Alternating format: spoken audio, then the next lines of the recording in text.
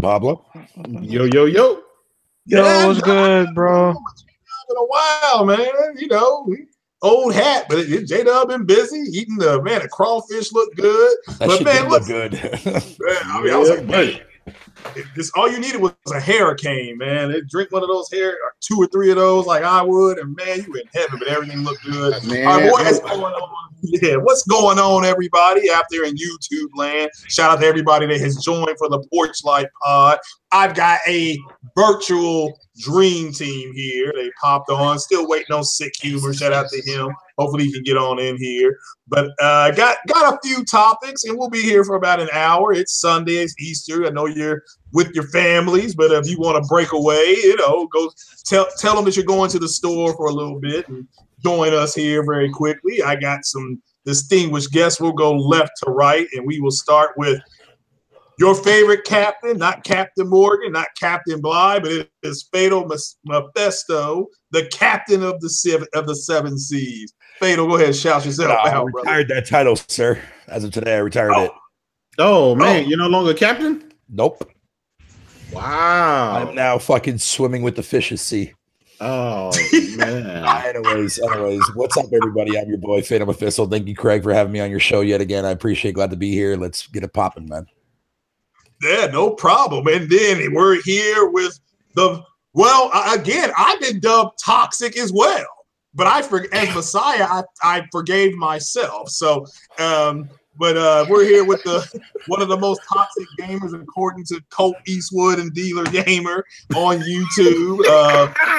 The man that he's so toxic, he's gotten things like Nintendo Switches for people. He's gotten things like Xbox X's for people. Full disclosure, you're talking to, I'm one of them here, and other things, PlayStation VR for other people. But he's toxic. My main man, Houston's finest, not the beard, but J-Dub City. What's happening, brother? What's happening? Yo. Hey, everybody. It's your boy J-Dub, a.k.a. Kratos, the god of PlayStation.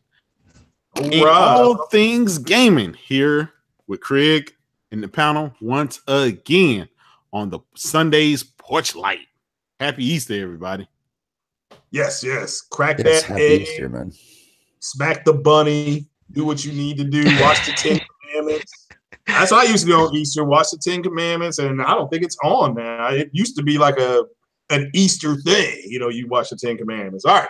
But all right, now we're here with a guest from the chat, one of the original members of the podcast here, of the chat room and the mod section, Mr. Savage Uger. Savage on West Coast time, mind you. On West, it's still happy hour where he is. So, Mr. Savage, go ahead and shout yourself out, young man. Savage Uger, going once, going twice. All right, we'll come back to him. All right, and next to Savage Uger, you got the young man, the real P3. Go ahead and shout yourself out there, Pablo. Yo, what's going on, everybody? What's good? It's your boy Pablo the Third. Check me out on YouTube, Pablo the Third, or you can hit me up on Twitter, HarlemX Poncho. As Craig said, I'm the real P3. I'll actually bring games to your console. But I'm glad to be here, man, with Craig and everybody else here in the panel, man. Really appreciate it, man. All right. Well, let's get into a topic that everybody is talking about. It's got babies staying up at night. It's got men not sleeping well. Yeah, you're good. What's happening, Savage? You're back there, brother? So, yeah. All right. Well, he is here. He's, on West Coast time. So hopefully everything's good out there. But I really want to talk about the most important thing of the day, which is what is, and happy Easter to everybody. But what's going on with, we got games with gold. If you all don't know, let me announce that real quick.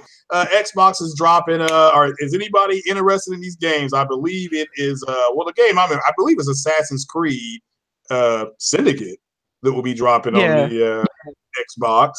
And the PlayStation takes an L. Now, granted, they gave us Bloodborne and Ratchet and Clank. They hit a home run this inning, and then they come out with 2 men on and 2 outs, and they strike out. I can't even regurgitate the games that they're going to have on their PSN Plus. But Assassin's Creed: A Syndicate. Is anybody going to get that who hasn't played it? Hell no. Hell no, dude. I can't even finish fucking Origins, man. Well, Origins is this isn't as big a grind as Origins, but I understand what you're saying. Hello. Yeah, what's Yeah, happening? I might check it out because I never got a chance to beat it. Mm-hmm. Go ahead. You ever got a chance to beat it? I beat it. I beat every Assassin's Creed. So, what about you, J-Dub?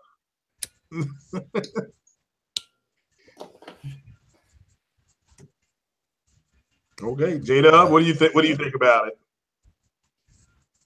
I think we're having technical difficulties tonight, there, Craig. I think we are. Could be. Maybe we're under attack. You know, we just don't know. So let me make sure my bandwidth is clear. Podcast the bandwidth rated by pirates, bro. Yeah, we are. We're getting buttery smashed, pirates, so, right. mind you, the buttery thieves. Well, so, yeah. Let me ask you something. Why did you quit pirating? I mean, what happened? You just get up this morning, I can't do the grind. I can't do the grind. When I saw how long it's going to take me to go from 33 to 50, it's going to take me at least a good month and a half just for one faction. And I have to do that 3 times. And I'm not doing it. I'm not doing it. Jesus now I officially do not blame that dude that had so many people just give him a whole bunch of shit and then just hand everything in without him doing anything. I don't blame him for that. But all for what? Jack Diddley fucking a stick? No, I'm good. I'll wait. Don't get me wrong.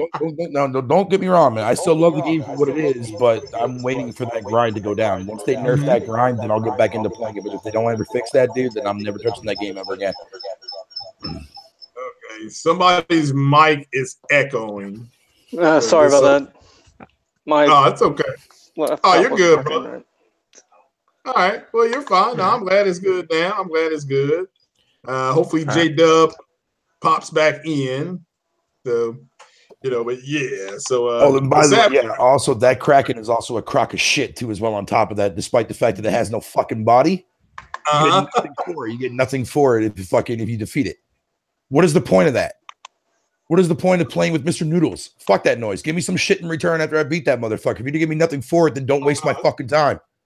It does look like an Oriental ramen noodle, doesn't it? It does. You know, it's like moldy fucking Mr. Ramen noodles, man. That's what it looks like.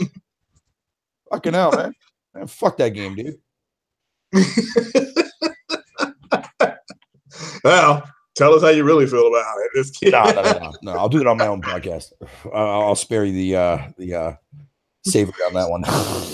I know, man. It was fun. Hey, we got to shoot each other out of the cannons, and I give you and Sick and Ian. And, man, you all were playing it. You all did probably whatever. I don't give Sick no props, man. That motherfucker's a terrible driver. Cost me so much fucking gold and fucking pirate insurance, motherfucker. And pirate insurance. No, I'm officially done talking about that game, dude. Okay, all right, that's cool. I got you, brother. I understand. All right. So, Savage, you can hear us. Do you think you'll get Assassin's Creed on the with games with gold, or have you already beat it? This is Assassin's Creed: A Syndicate. I already own Assassin's Creed Syndicate, so. Is it good? Is it good there, Savage? I've literally only paid like 15 minutes of it. I don't know. I feel kind of burned out on Assassin's Creed. Tell me about it. Wow. Well, damn. I might try it. I mean, the setting alone is what attracts me to Syndicate, and so I might try it because I wish the DLC would be included with that though, because I would really like to play that Jack the Ripper DLC. Yeah. Fuck it. Whatever. I'll play it. Whatever. I'll see how it goes. Yeah, it's not bad. It was kind of the one that I thought it was one of the better ones, but after Unity was really bad, a lot of people just didn't get into it anymore. It's like, well, this one is actually not a pretty good game. But I understand people being burnt out. I will say this: it does have a train on there, and I love assassinating people from that train. So I mean, that's always fun, jumping off a train and put the murder on somebody. But all right, let me make sure I took my schizophrenia pills to you all, so don't worry about it. Not hearing any voices or anything.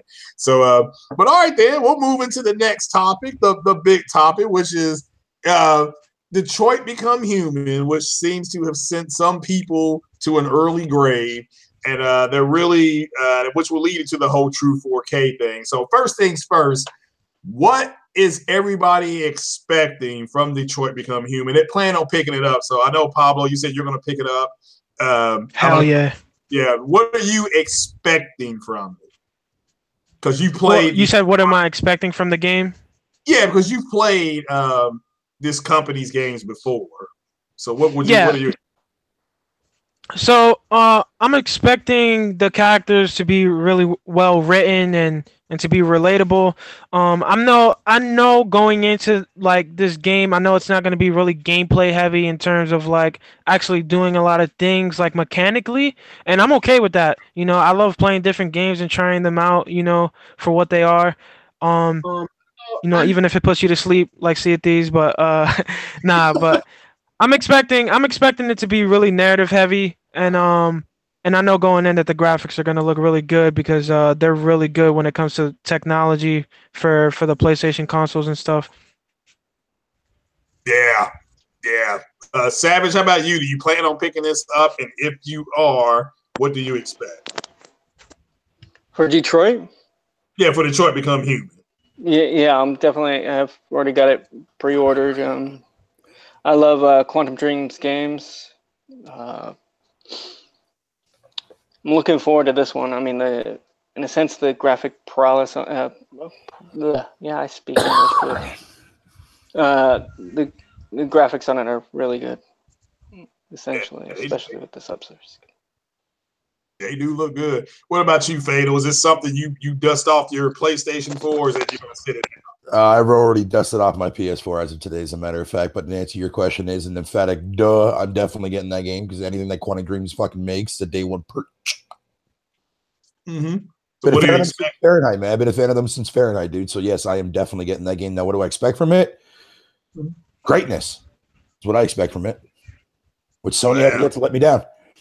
I mean, outside from, Shadow of the Colossus remake or remastered remake, or however the fuck you want to call it, but I'm not going to talk about that because I don't want to piss off the ponies in your chat. Oh, they have to get over it. Everybody has a right to their opinion. So apparently, J-Dub, yeah, J-Dub, is your mic working? I saw you mute yourself. Is everything good, or just waiting to hear back? Well, nothing yet. So hopefully everything's good on his end. So all right then. For me, Detroit Become Human, yeah, this is a day one buy. You all know that this was when I did my PlayStation top 10 list of 18. This was number one. Okay, this was number one. God of War didn't even make my list, although I am going to get God of War, and I've seen some of the gameplay. But yeah, Detroit for me, the robot storyline, they do look pretty good. I've never played a Quantum Dream type game, so but looks interesting, fascinating story. It does look fantastic, like Savage was saying about the graphics. It is 4K, true 4K, by the way. So, but we'll get more into that. Fuck 4K. Yeah, I know. It caused a big consternation around the world today, early this morning. So it's been confirmed that it's native? No, it's not native. It's true 4K. So it's going to render up to 2160p. And according to Microsoft, and I'll pull I'm going to bring that up here in the window, Mr. Share My Screen. Somebody said I should stream G.W.G. What's that? God of War or Gears of War? G.W., which one? Yeah. If you are getting Detroit, please do me a favor and stream that bitch because I can sit there and watch you stream it so I can have you struggle on puzzles and shit trying to figure shit out. Oh yeah, well, there's puzzles. I am not playing it. I will not play that. No, you're gonna play that shit because I'll help you if I have to, but you're gonna play that motherfucker. It's like I really wanted to play Everybody's Gone to Rapture, but when I heard it was puzzle driven, I'm like, I ain't playing it. It seems like an interesting game. You know, I'm like, man. Oh yeah, I actually played that. It's Not too bad. You got to be kind of patient with those types of games. It's kind of like The Vanishing of Ethan Carter. But if you're patient with it, you get a really good story out of it. Yeah, because you're just walking really. But if you like, be patient with it, the story that fleshes out from it is really intriguing and really deep. Yeah. Yeah. Well, the stream of God of War, I see what you were saying at 809. What's up, Trey BK? I saw you. In order to stream, it tells you, my PlayStation tells me I have to turn off like HDR and other settings because the stream looks kind of ashy. It does. I've seen it. And that I mean, you all see it. Looks like garbage. Yeah, it doesn't like for me because of my 4K TV. I'm turning off HDR. I have to go back into the settings. Then I have to tell the TV something different. So it still looks good though. I mean, I keep HDR with Mass Effect, and you all say that's pretty good. So, but yeah, it looks like a lot of people are going to be buying it. So he threw his timber outside of his boat. Ryan Landis said you jumped ship, and that Detroit Become Human is going to have a body like a Kraken. So it may. I mean, we just don't know what it's going to look like. So, yeah, the screenshots do look gorgeous, and I've shared them on my computer. I've got a 486 screen, so which is early. I mean, that's early. I ain't even high def. I don't even know what it's called. So, but it's early. They look good on my computer screen, so I can't imagine what's going to look like if you playing 1440p or 1080, something like that. So yeah, I definitely plan on getting that. But we'll go into what it is a 4K build. It will be 1080p 30 on the Slim, I guess, PlayStation, and it will be 4K, true 4K, according to Microsoft. And we'll get into it because Savage, you broke it down real well, and I'm going to share the screen here. Hello. Hey, can you guys we hear you now, dude. We hear you now, buddy. Yeah. All right. Thanks, man. Thanks. Kratos is back. Sorry, guys. I got a new headphones, and I'm trying to get those puppies to work. Sorry about that. All right. Nah, it's all good. Yeah, real fast. Do you plan on getting Detroit Become Human? And if you do, what are you expecting from it? Already done. It's already pre-ordered. So, and I'm expecting it to be great like the rest of them. Right.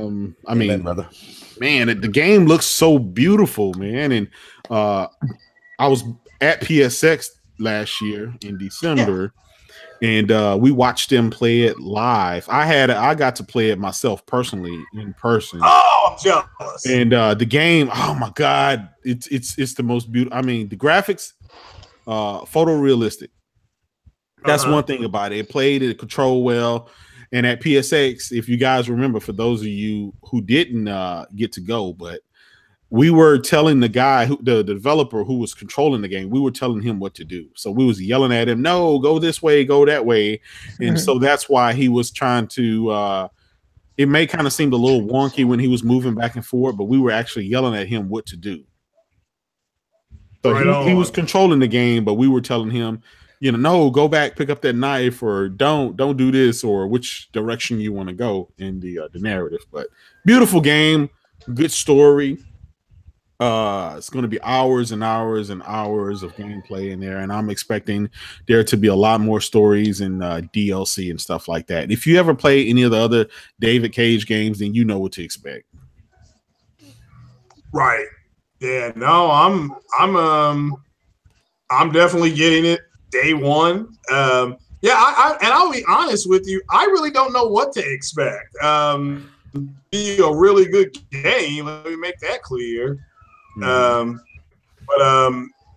as far as how it plays, I saw the thing at PSX and on how that was working, and it's I put up one of the screenshots now. That's a sensational picture. And again, this is a first party studio, and this really and this is an early render. Yeah. So well, keep in mind. So that's before the downgrade, right? Yeah. Isn't that CGI though? Isn't that from the CGI trailer they showed like a year and a half ago? Keep in mind, for sure. Yeah. These are keep in mind. They've released tons of new screenshots, and I've seen those.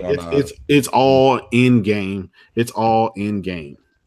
Again, I personally played it at PS6 in my hand, and I've been posting some video footage of it on Twitter every now and then of some of the drones and stuff like that. So it's a beautiful game. There is no downgrade, but the good thing about it, right, is most of the naysayers say all Sony games are CGI, and then they come out looking even better. So that is the testament to the developers in the studio that Sony have. So that's a good thing.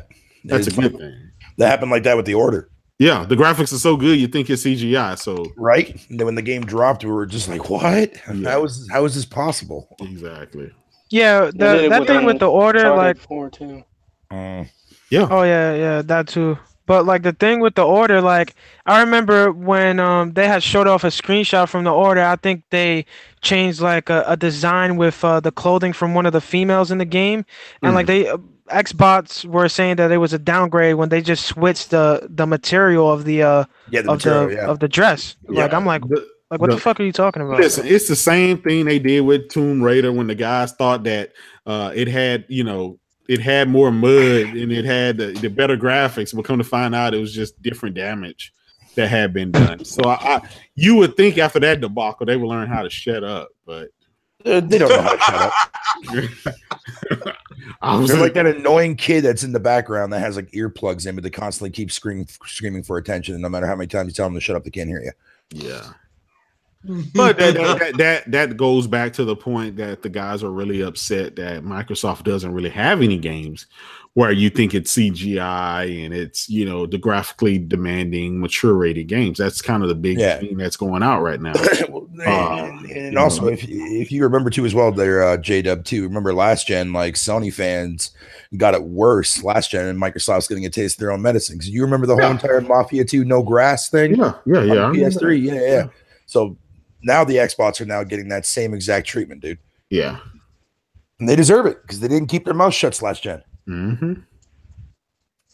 Now I saw Savage, you just put in the chat you're getting the Stone Mason version of God of War. What exactly does that come with?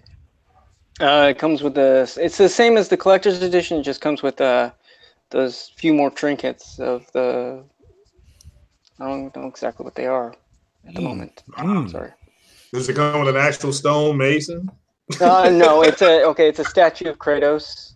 Mm-hmm. Oh, okay. And there's going to be a statue of Kratos. You get DLC, custom DLC skins for the shield. It comes with the stonemason. It comes with I'm not sure if they're little keychains but little extra things that are not in the collector's edition. Wow. Sweet. And as we know, that's going to be true.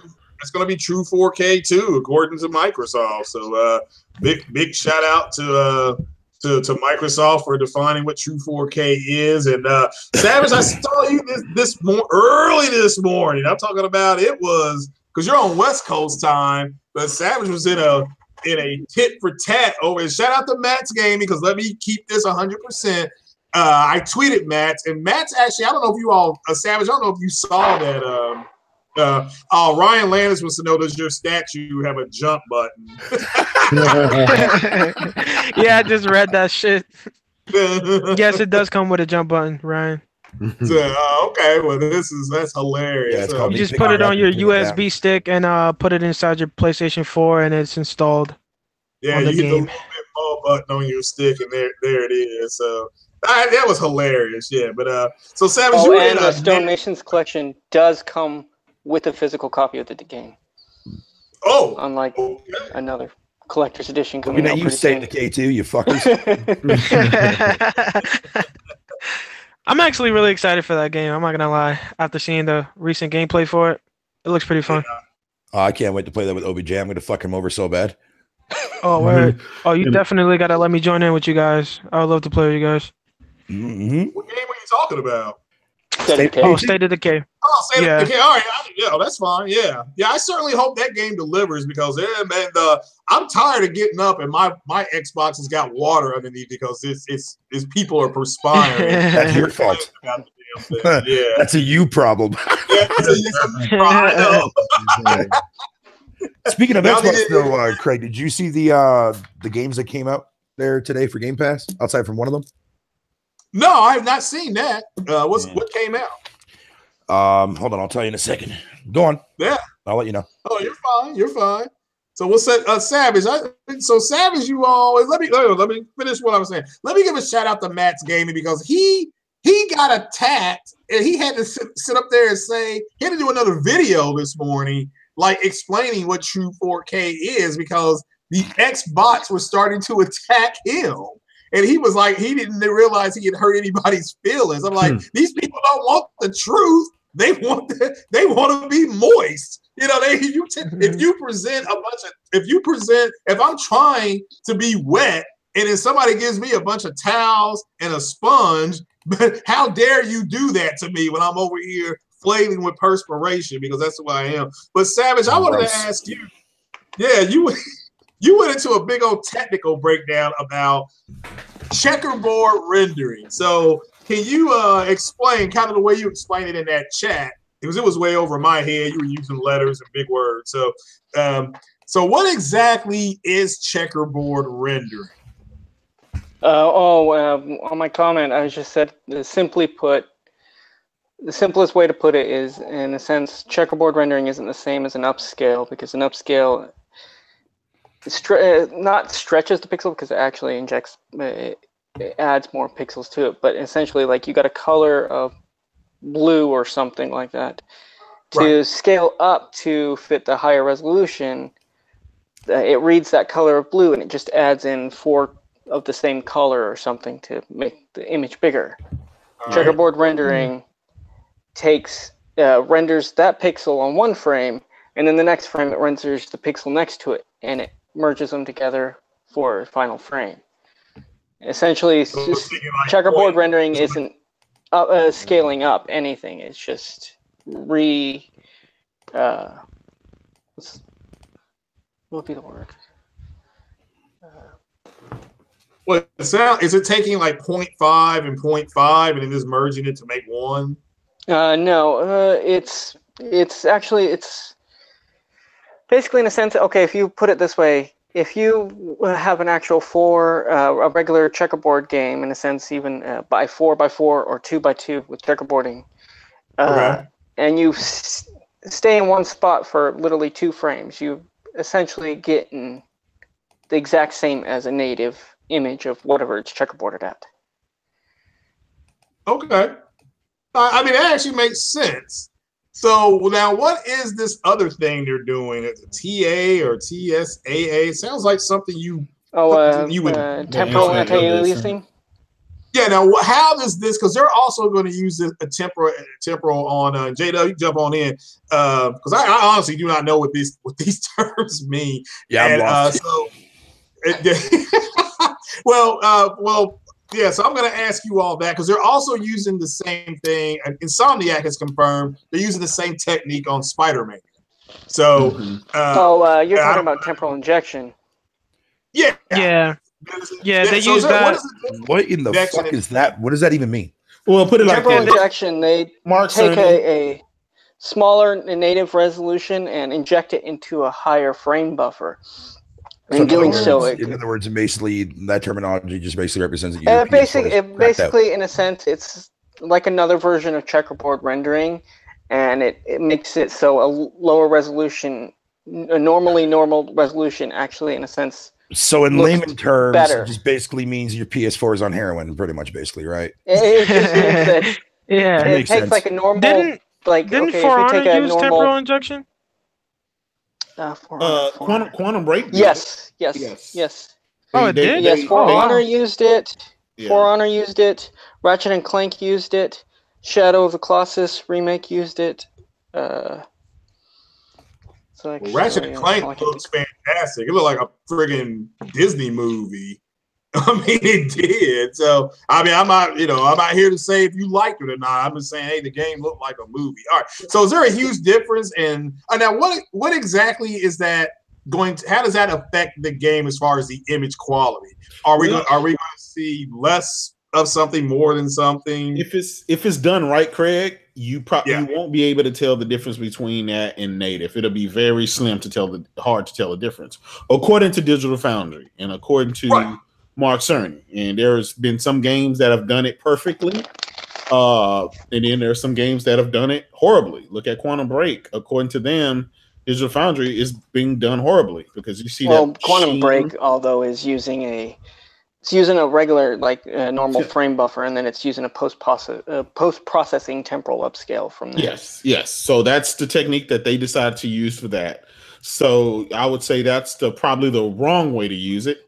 And the right way to use it would be something like a Horizon Zero Dawn or any other games that it looks great, and the shimmering effects that you can get from it if it's done wrong or minimize and stuff like that. At the end of the day, anything to make the game look better and take advantage of your 4K TV is a plus to me. So okay, Savage, let me ask you, because you were in that thread this morning, not being disrespectful. Well, I mean, you kind of, you was keeping it 100.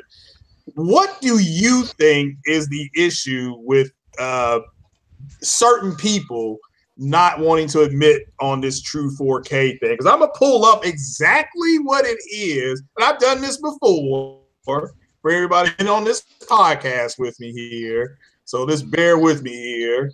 And we're going to pull up exactly what Microsoft said, because I'm telling you, there was some simp literally saying that what I'm about to show you, even though this is coming off of Xbox Wire, that you're going to see is wrong.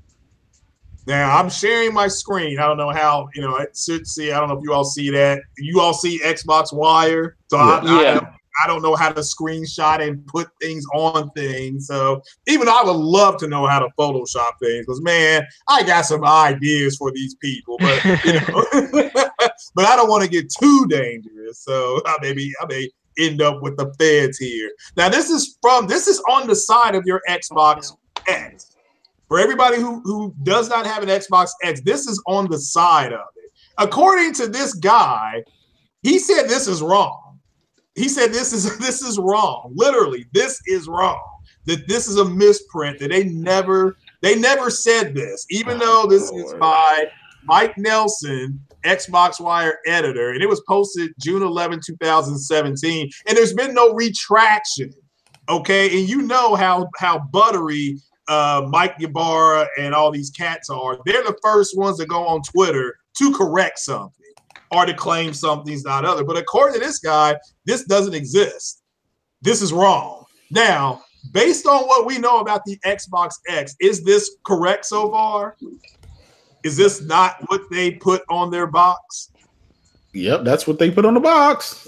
Pretty much. To be honest, I don't know about the box. It's only half correct, really, because not every game runs at native 4K, and none of them have. I can tell you this: I know none of them have ultra textures on those games. Maybe Forza, maybe. I saw something about that.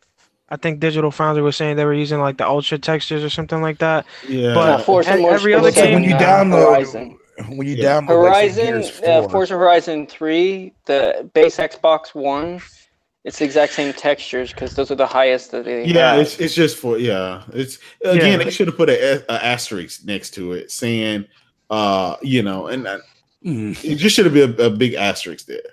Yeah, but those like the whole 4K Ultra HD thing that's not on every yes newer game, is it? As far as on the box? No, there's still so it's just certain games that have that and stuff. Yeah, right? We'll get to that. Yeah, I know the Recore Definitive Edition has HDR enhanced, but it doesn't have the 4K on it. Yeah, right? a lot of them don't have the 4K. Yeah, and then even if it does have the 4K, it still need the asterisk because again, it's true 4K and not native 4K. Yeah, that's true. We're gonna have to distinguish that too. And here's what Xbox X enhances right here. So, but if you pull down here, the game supports HDR10 standards. That's what the 1000 nits or whatever they call it of light. When you hear people talking about that, there's a certain amount of light that you need to become. There's passive active HDR and active passive HDR. So I think is it at 10,000? Is it active passive? Am I right on? I mean, Just because you have an HDR enabled TV don't mean you're actually getting the standard by which HDR is for. If you get one of those cheap TCL TVs that's 4K HDR, that does not mean that that's true HDR. That's true. Correct. There is a standard that's known by, and that's another reason why if you see Dolby Vision, they are very strict with their stuff. In order for you to put Dolby Vision on the box, your panel has to meet those requirements as far as brightness and darkness, the ratio between the two. Darkness, everybody. Yeah. So, all right, so the game. So I can tell you right now, if you go look at, say, a Samsung TV, you want to be at the minimum HDR Elite Pro or HDR Pro. You can get away with HDR Pro, but HDR Elite Pro is where you want to be at, and that is the 8,000 series and up. I'm at the 7,000, so I'm on the cusp. I'm like, it's there. You know, I'm kind of right there, but I'm kind of not. But it's better than that 6,000 series, which my 7,000 compared to my 6,000, garbage. Okay? Letting people know. So, all right. So Xbox One and X Enhanced. So this would be what Recore is, what you were saying, Savage. Like, since a developer has done some special work, let me move that away, to take advantage of the X's 6 T-flops of power. Specific enhanced features will vary by game. So that's what Recore is plus HDR, correct? Because you all were saying it doesn't support 4K Ultra. Yeah, I think it's 1440p on the Xbox One X. Okay, which I'm a 1440p guy. That's my girlfriend right there, 1440p. So, 30 FPS. yeah, without the 4K. But as we can see right here, this guy said that this was wrong, that the Xbox didn't say this. Even though this is Xbox Wire, I haven't changed anything. It says a game has a 2160p frame buffer output. That includes native 4K, checkerboarding, and dynamic resolution. This guy literally was saying that's not true. Xbox didn't say this. Literally. I'm serious. This guy was saying it. Like, if I knew how to Xbox Wire's owned, and this is right up there, news.xbox.com. That guy's a fucking idiot. Yeah, this there it is. Xbox Wire. There's Microsoft. That's their official logo. Okay. It says the world's most powerful console available now. And this is June. This was posted on June 11th.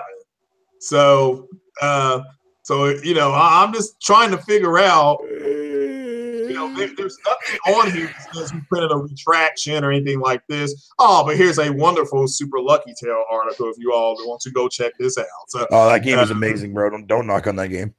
I'm not saying a bad thing about it. I'm not playing it. I can't knock on it. And don't play the game. The game is fun. fun. No, look, it has an octopus with a green hat. What more do you want out of the world? Bitch, that don't even matter, man. But it has no Kraken. It does not have a Kraken. Motherfucker, that's the body of the Kraken. It's lacking the Kraken. It's lacking the Kraken. No, that's the body of the Kraken. Is that octopus with the hat on? It's lucky as fuck. Who's getting attacked? Oh, my bad, dogs. I didn't mean to say anything bad. I'll be right back. Sorry, I have to deal with this. I'll be right back. Chill out, dogs. Right, my bad. So if Sony is using checkerboard rendering on God of War, it was being confirmed. They're using it on Detroit Become Human. They're using it now. J-Dub, did they use checkerboarding on not I want to say Forza, Gran Turismo? Is that a checkerboard? No. It's a native 1800p. Okay. Yeah. All right. Well, that's cool. So I'm trying to think. How about Horizon Zero Dawn? I think that's checkerboarded. Okay, so this is true. That's true 4K. That, as you can see right here, that's what it said. All of the above. Anything that has that frame buffer, pretty much anything above 1080p can be considered true 4K according to Microsoft. So don't get mad at me. Microsoft is the one that said it.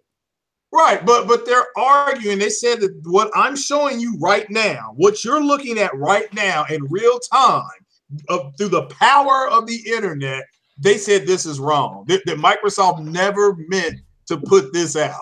That this does not exist. This is what this dude was saying, or this person over, was saying. So I said, well, send me a link with a retraction on it, and I'll be happy to stand corrected. This buffoon still has not sent me anything. I'm still waiting on it. Well, here's the thing, right? It's all about the misconception. These guys have been crying and screaming about 4K for quite a long time, right?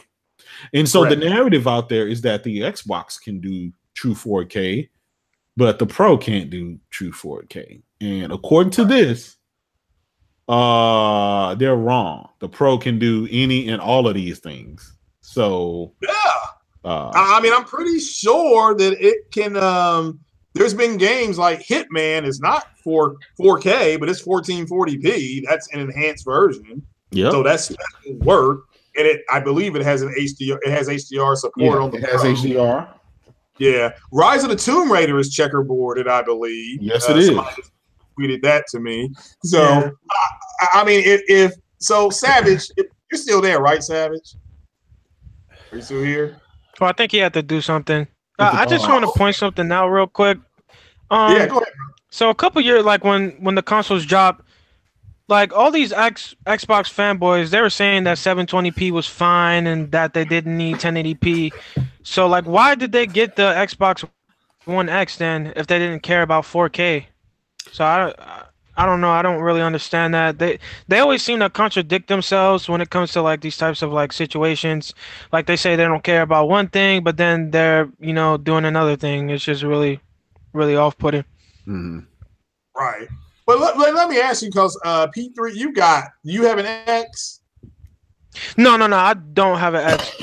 Yeah, okay. I didn't feel the need to upgrade for an X because I felt like the games that they had coming out didn't warrant it. Upgrade. All right, and Fatal, you just have the S, right? Do you see yourself? You think I'll get the X? Well, I'm trying to have an honest conversation here. Do you see yourself in the future possibly buying a X for what you know about? Is I know you're not a graphics guy. I know you're not, but for what the X can do for the 1080p, the games you got now, the super sampling, whatever that means, up sampling. Let me ask you that. I'll ask J.W. exactly what is the super. That's my answer. All right. No, seriously, no. Jokes aside, I don't care for the Pro, nor do I care for the X. They do nothing for me, and I don't want to have to go. I don't understand when people, like, if you hate Xbox that bad, or you sit there and say they got nothing worth to play, but then you run out and you buy the S and then you run up and buy the X. That makes no fucking sense to me whatsoever, man. Right. Well, I understand. All right, so J-Dub, let me ask you. So first question is what super sampling? All right, so if I play Mass Effect 3, which I'm going to probably tomorrow till my battery runs out on my joystick, which will probably be early because that not holding my charge, But what is so I always I tell people when you're doing the backwards compatibility thing, if you got a 4K TV, it looks like straight garbage. You got to tell your Xbox, I think you have the X, at least put it into 1080p. That way you can enjoy your TV will do some kind of, if you have a 4K TV, it will do some kind of upscaling. But the super sampling, the Pro does it as well. For all you people out there in the chat that are screaming, how come you talking Xbox? Well, I have an Xbox, so I'm going to talk about the Xbox. So the super sampling, what does that do for us 1080p guy? Because we all know there's still more 1080p's out in the wild than there are 2160p. Well, I'll tell you what it's going to do is smoothing out those jagged edges, make it a lot cleaner, a lot of your textures and stuff cleaner. But you also have the benefit of higher performance in the frames as well, because you're not dedicating everything to try to upscale the resolution to higher than it should be. So a lot of this super sampling is what it does. It'll allow it internally to render a higher picture quality, but it'll display it on your TV as the 1080p, but it'll just look a lot nicer. So that is a benefit. Anything that makes it look better on the screen, is always good. That's something that we have to take into account, right? We're looking and we're talking about these specs, all of these broad technical terms, but at the end of the day, the user only sees what's on their television screen. So really, the only thing you should even care about is how good is this game going to look on my television. And at the end of the day, when you show games like God of War running on the OG PS4, like they showed at E3 when they unveiled it, it shows you, hey, you can still have a great time, and this game is still going to look great if you have the older platform. But if you have a Pro or X, the game will look better on that platform as well. Especially, it'll take advantage of your 4K TV. So there's something for everybody. At the end of the day, our eyes don't care about the specs, and it doesn't care about all these technical terms. What we care about is what we see on TV. And at the end of the day, when you look at the quality of the software and what you see on your TV, looking at the God of Wars, the Detroit Become Human and all these games right there, you can see a huge difference in quality of the software compared to others. And so I think that makes all the difference in the world. You know what I find funny though, J-Dub, is the fact that with Xbox guys bitching and whining about games that they want to have that look more realistic and gritty looking and shit, especially mainly the mere realistic point of it. I like the fact that there was a game.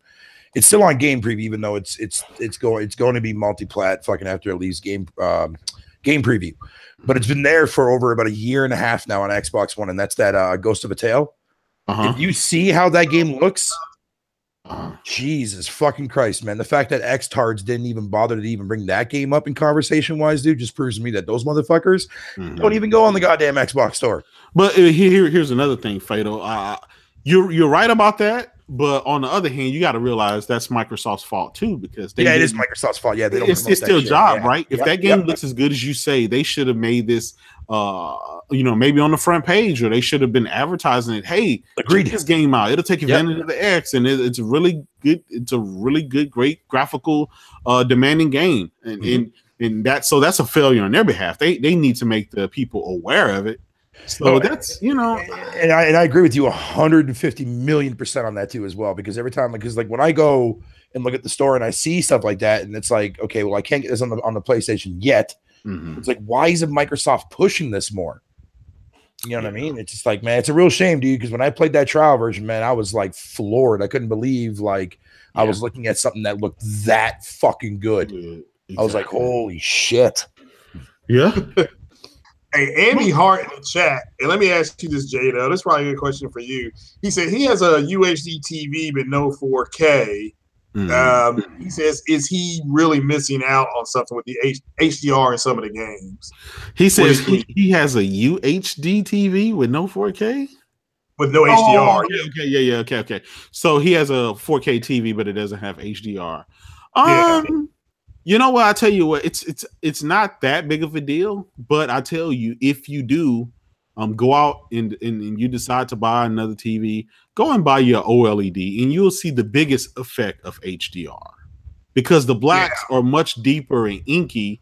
Therefore, the difference between your darks and your brightness is it's night and day. So therefore, you're going to see the biggest effect, and then you're going to see, if you play games like Gran Turismo Sport, Horizon Zero Dawn, Uncharted 4, The Lost Legacy, and stuff like that, you're going to see HDR and your jaw is going to drop. That's the effect of HDR. Now, there are some games that take advantage of HDR, but it's more lackluster, right? It's more to brighten up the dark areas, and it's HDR, but it's like, it's kind of mediocre. There's a right way to do HDR, and then there's that way that's like, it says HDR, but it has no big impact. There's a game called Destiny 2. When it came out, beautiful game.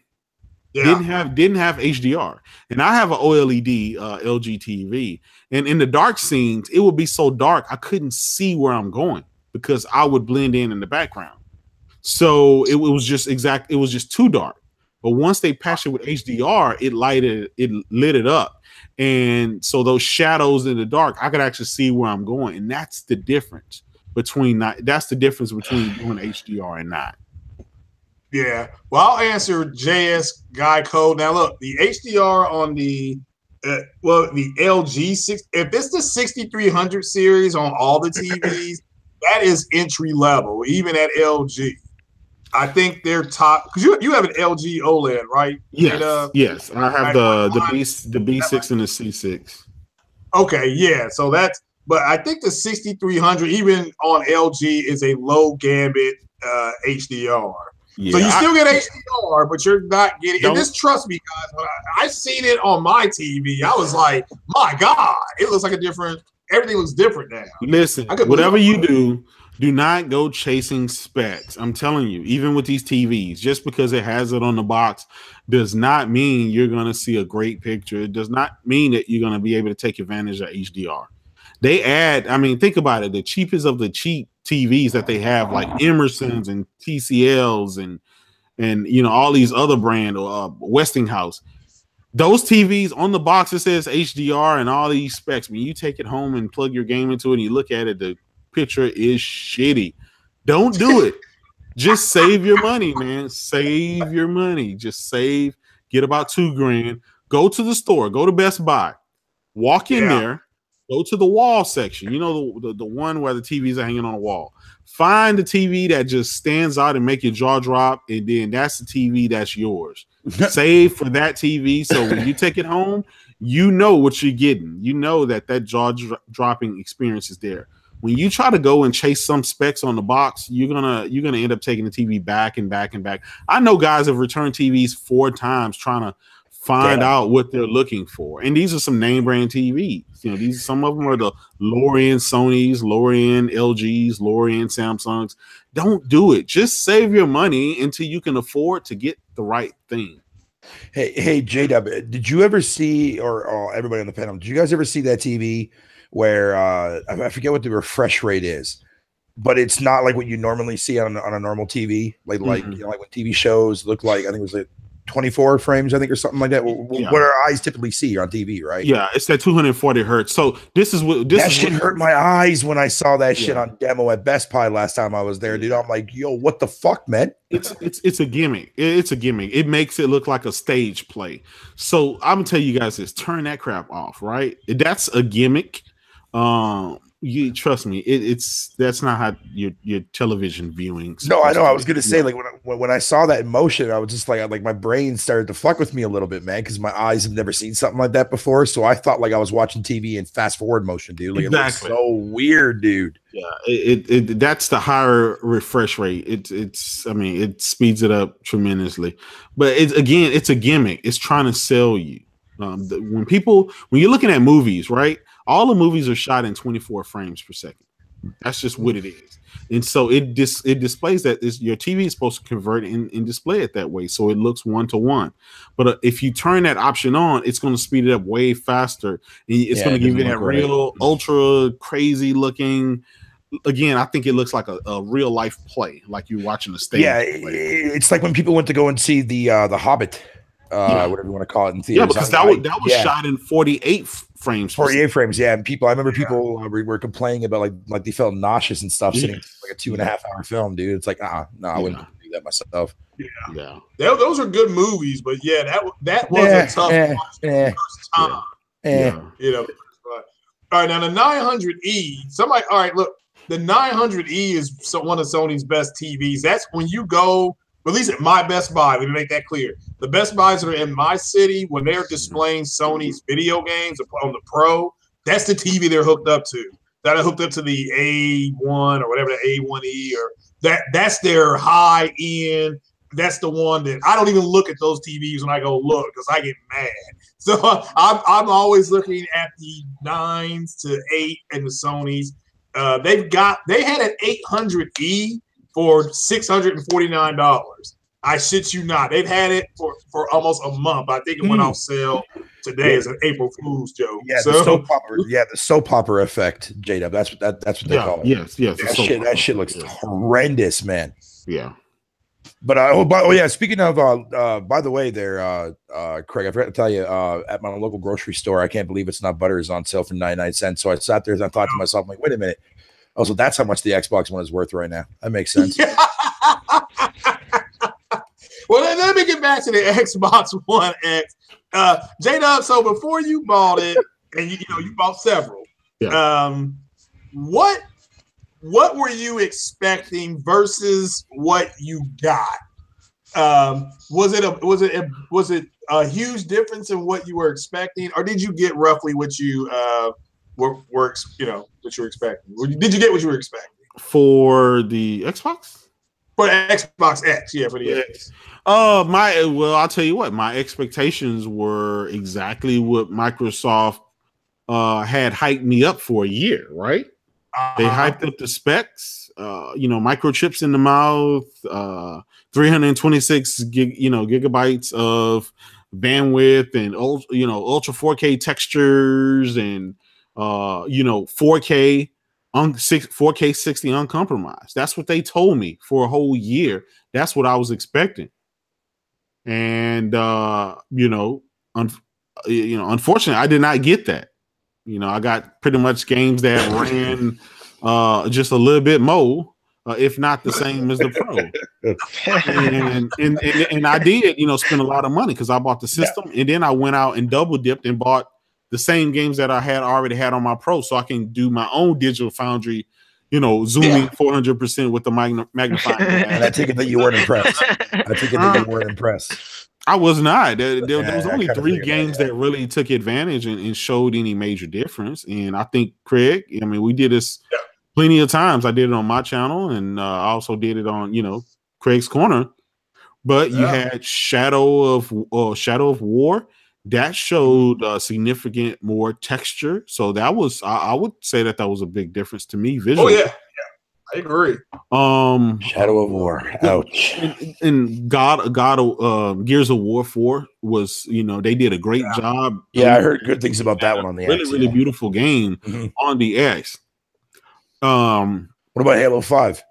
Halo 5, it looked good, but it didn't make my jaw drop. It just looked a lot cleaner. It did look better. More crisp looking, yeah. But those are the only 3 games that really even made any difference. So, the Assassin's Creed looked exactly the same as the Pro, and the rest of the games looked exactly the same. And that kind of sucked, right? You went out and spent another $500 for something to look the same.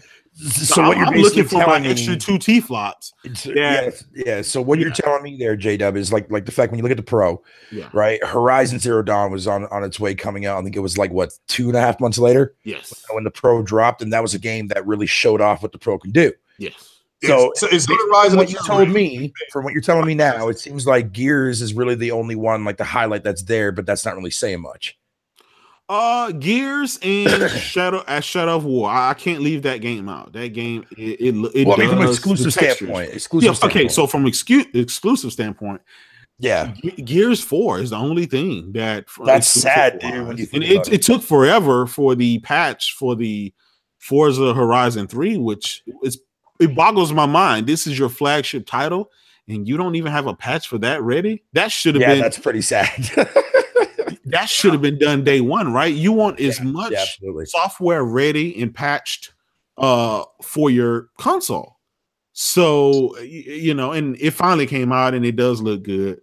But it again, by that time, Sony already had games coming out that looked far above anything that the X could show us or have shown us thus far, and that's the problem. So one thing I want to ask you and Craig real quick, just before we end this conversation with the X, that whole entire segment back in 2017's E3 2016's E3, I think it was, when the Scorpio was first announced, and there were a little montage video of certain devs and employees that work within Microsoft talking about it. You remember that infamous quote of the whole entire uncompromised bullshit, right? Yeah. Doesn't that I'm going to ask you this. The highest pixel, question. The finest. Yeah. So doesn't that not piss you guys off as a consumer that that's actually a 100% fucking false statement? You know what? It does. Again, like Craig asked me, did they deliver? And I say no, they get a big F on it because they promised that for quite a long time. And it's funny that once the X dropped and we figured out that this thing was not doing what they promised, that guys started walking back and said, oh, well, they never promised this. And they said they're going to leave it up to the developer. They start to compromise themselves. And I'm like, look, don't compromise when it comes to what you're expecting.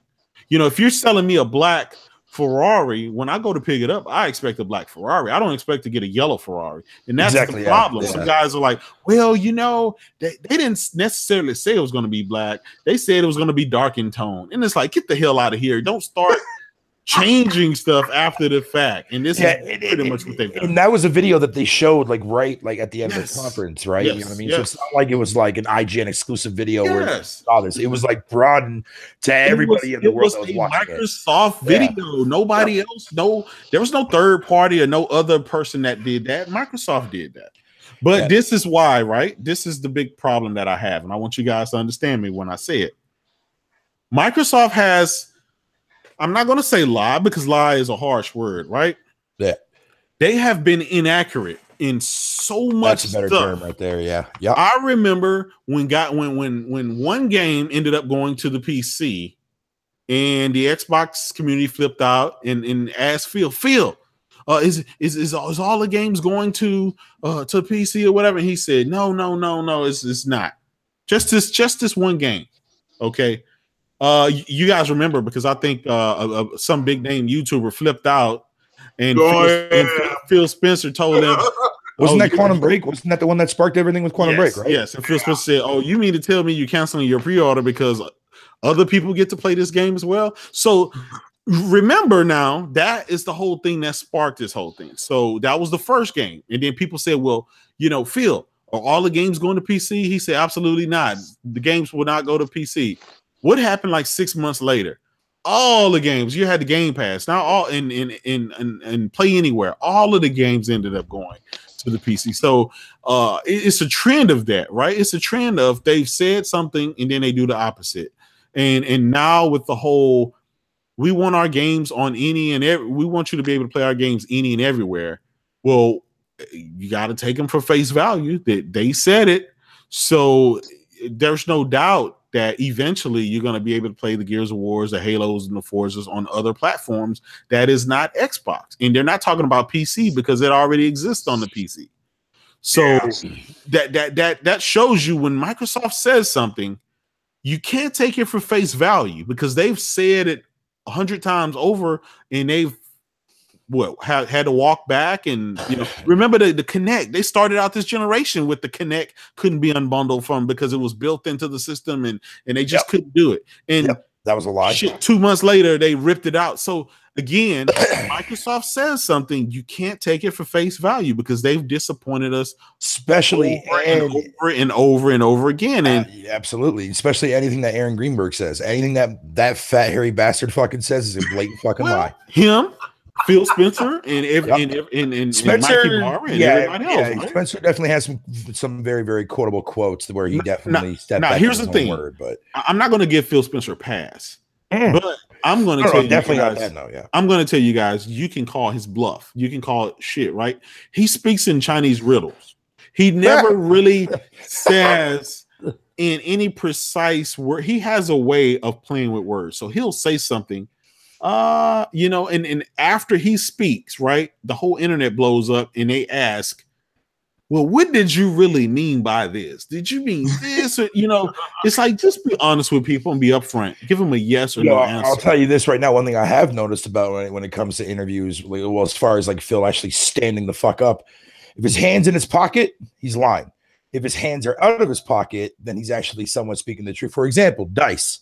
When he did that whole entire speech about, rebooting Xbox and that whole toxicity thing. And then a couple months later, boom, they changed their policy around basically like, how you can't swear on Xbox Live anymore.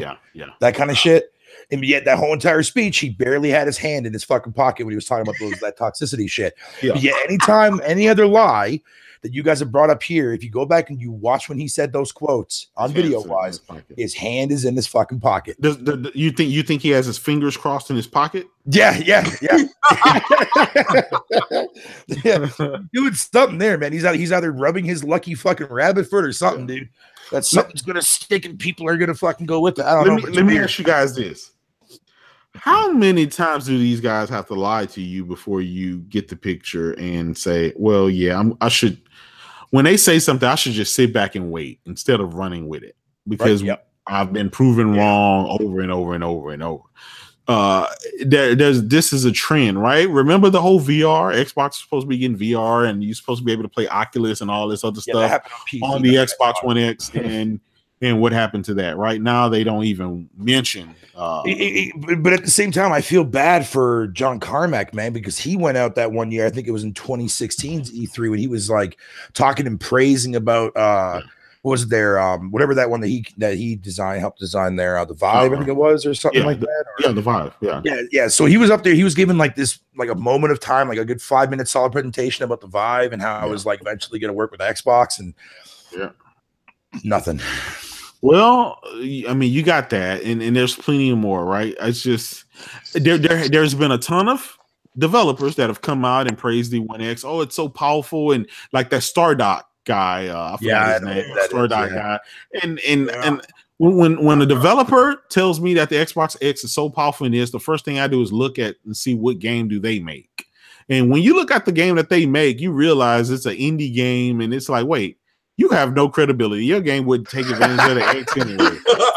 Show me a big name developer saying this stuff, not these. Not these. Way more easier to do that. Yeah. Well, I just remember when I got. Pub. You mean Fort Pub? No, I don't even call it. Like I said, I still call it players unaware broken games. So whatever, it's fine. I just remember when I got Assassin's Creed, because I double dipped and I went out and got Assassin's Creed on the X. And I remember J.W. I tweeted you. I said, "Okay, was there like something else I'm supposed to be doing? Because this looks the same, except the cutscenes." Let me make this clear: the cutscenes in Assassin's Creed on the X do look better. Let me make that clear that they do look better. But when the game is in action and you're actually out there, trying to be the assassin, the game looks the same. I mean, everything is doing the exact same thing, so it's just, and I'm not knocking it. I like literally was like, am I doing something wrong? And J-Dub was like, no, if it says it's enhanced in that little window, then it's enhanced. I'm like, oh man, this is disappointing. That's all I can say. So I'm like, maybe something else comes down the line. For me, I wasn't severely disappointed because I said it was going to do a little bit more than the Pro, and that's exactly what it's doing. If they're going to say that dynamic and checkerboarding is still going to fall under true 4K, fine, but then that means everybody does it. And the Pro has been doing it like J-Dub since 16, and not that the games don't look better. Look, Rise of the Tomb Raider in 4K native, 30 frames per second, it does look better, as it should, than a checkerboarded picture when you get really up close to it. But when you're back 5 to 7 feet, I mean, I can't tell the difference. It's brighter. It does look brighter, but it should, because it's a native picture. But as far as the graphics, they look the same. Until you get close to it, and you can obviously see her shoes look if you have to sit that close to be able to see the difference, dude, then like how fucking close is your goddamn monitor? Here's the big problem. I don't disagree. Here's the big problem. Right. Here's the big problem. Right?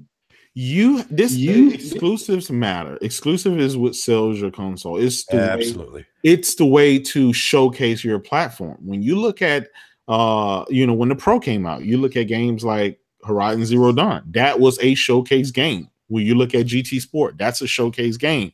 When you look at God of War, Uncharted, The Last Light, all that stuff is the Lost Legacy. I'm sorry.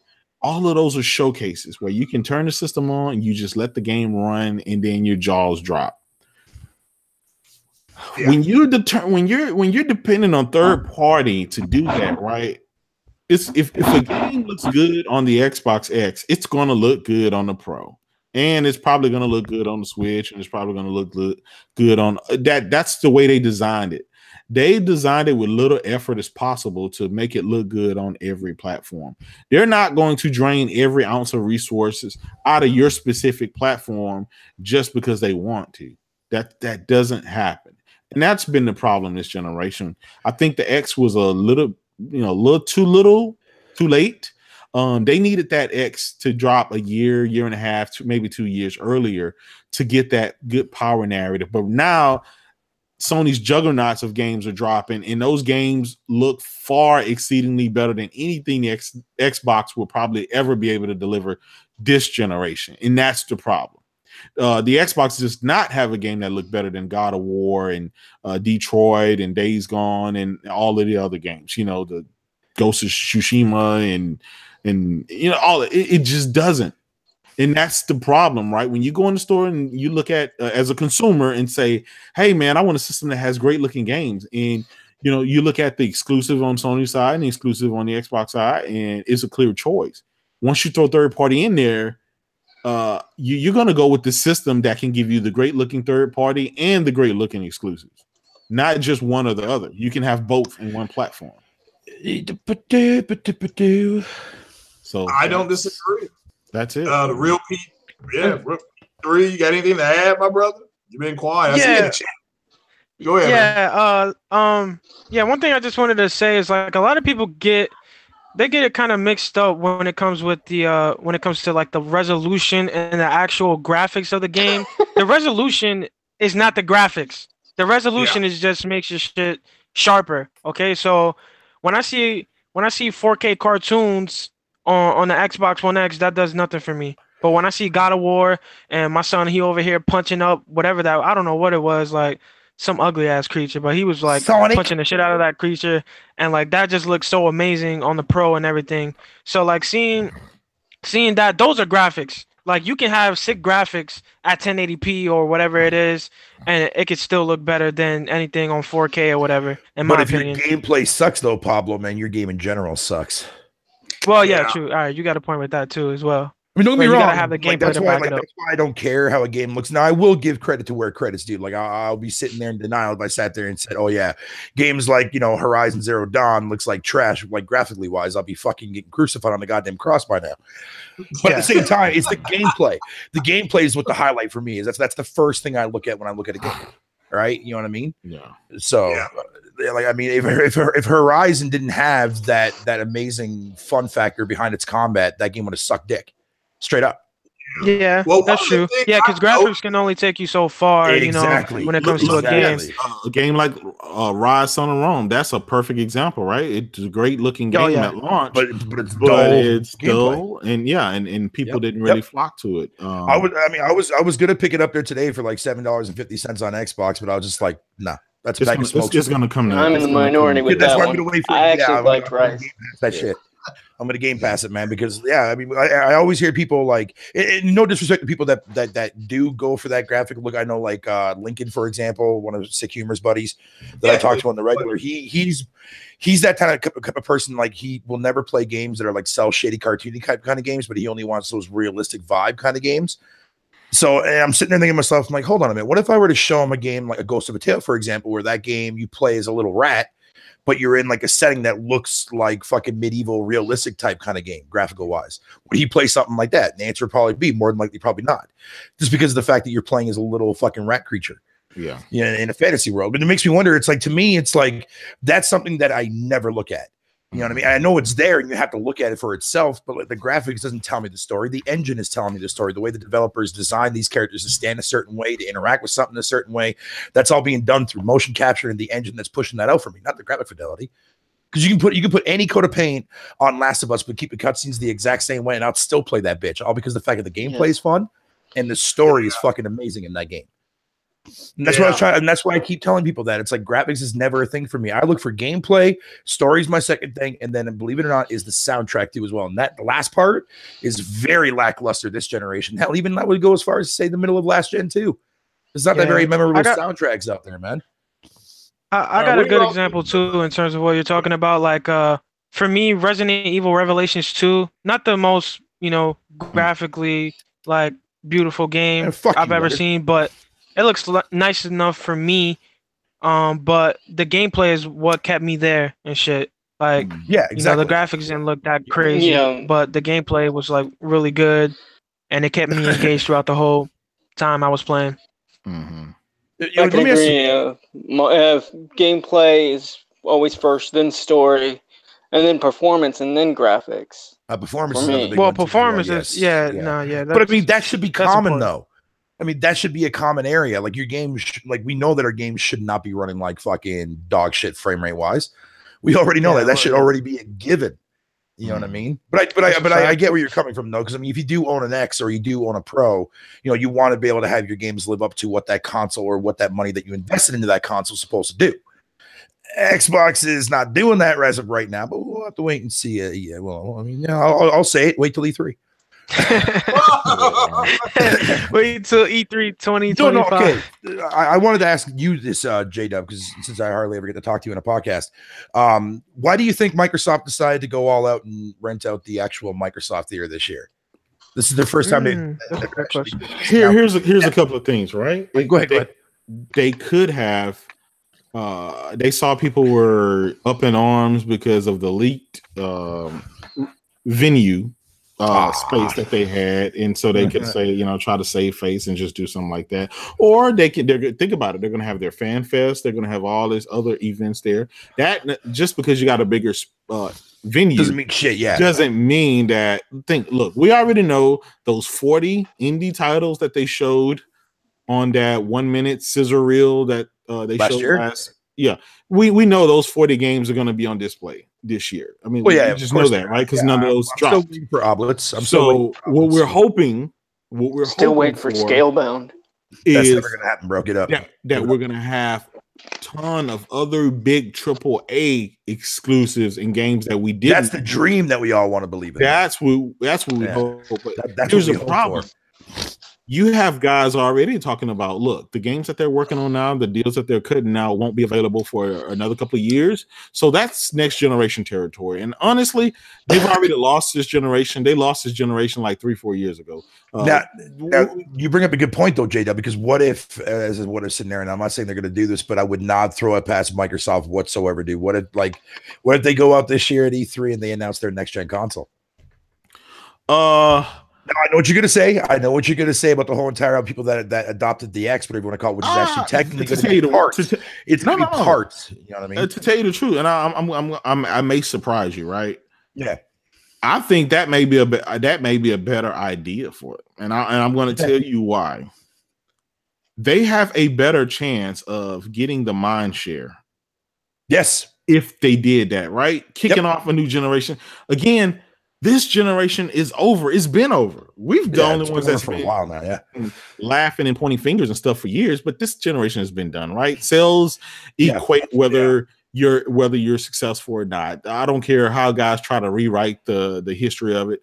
We've always been that way back in the Sega and the Nintendo days, and we're going to continue to do that now. Mind you, we did it last generation, so now is not the time to start to try to rewrite history, right? Yeah, so, Nintendo did it with the Wii U with the Switch, right? Like they cut off the Wii U's life support, like when they saw that nobody was buying it. So exactly in the short term, short term, there is nothing Microsoft can do to stop Sony and to stop Nintendo. It's over. There's nothing they can. There's no IP they can show at E3 that they can pull out their backside that will change the outcome of this generation. It's just not going to happen. I think right now. They've conceded, and that's another reason they're talking about putting their games any and everywhere, right? Yeah. What they want to focus on is they want to fight in the next generation. And the next generation might not necessarily be new hardware. It may be the service that they're trying to work on, the streaming service. It may be the what do you call it? The Game Pass everywhere, anywhere on TVs, tablets, other consoles. That may be the end game for them, because that's little investment going in, and there's a lot of return from that.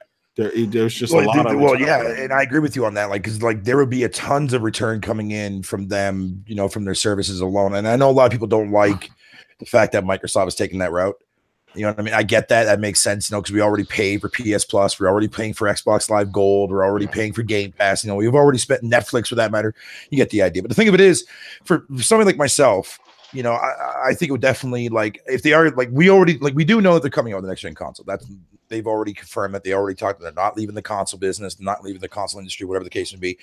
My thing is, though, it's like they need to have some kind of incentive, right? Like that's a thing that they have to have for their core audience. So what they need to do is, if they are going to come out with a next gen console, they're going to need that library there. But outside from their cloud division, you know, releasing their streaming service on other platforms, I feel that's going to be limited to more along the lines of like older games and shit like that, whereas like newer games will be Game Pass exclusive / retail wise, like exclusively just for that console alone.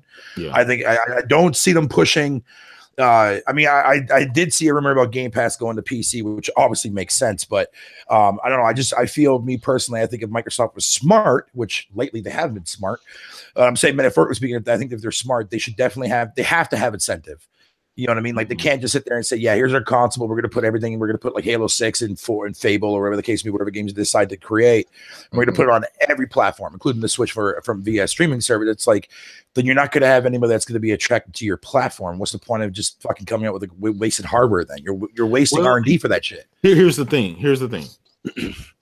Their install base has stalled. Yeah, it has. It's been sitting around 30 to 35 for the longest, right? Whether they want to admit or not, it has stalled. There's not really a major incentive to go out and buy an Xbox. It's just not. When you look at on the other side of the aisle, you look at the Switch and how well it's doing, breaking records and doing all kind of stuff. It has tons of exclusive games that come out every week. You look at the PlayStation side, right? They got their big hitters. You know, people laughed a couple of years ago, this stuff isn't going to come out to 2018, 2019, 2020, yada, yada. Well, now these games are starting to come out, and these are not small games. These are epic proportion of games. So they're going to kill it this year with their lineup, with Spider-Man, with what do you call it? Detroit Becomes Human, and they just got you have your God of War coming, but Nino Kuni, which is another game. That leaked image that was done by the Spidey Squad for Spider-Man? Yes. Saw that. Yeah, for what was it like? Was that May? No, June 22nd. Yo, if that's coming out in June, ooh. Damn, I've been thinking it's that much. I had already said that Spider-Man was coming out for the summer. July. Yeah. It makes sense in July for sure. Yeah. You know what's funny though, because a lot of people keep forgetting, man. Like, PlayStation doesn't really go ham until after the third year. Like when they get into that third year cycle, man, like that's when they really hammer out a lot of amazing shit. Well, but that's every generation. That's what I'm saying. It happens every generation. So like when this generation, like when I first came into this back from like 2015 and 2016, I remember seeing so many videos, right? And I even debated people about this too as well. It's like, bro, go look at the PS1 and look at the PS2 and especially the PS3.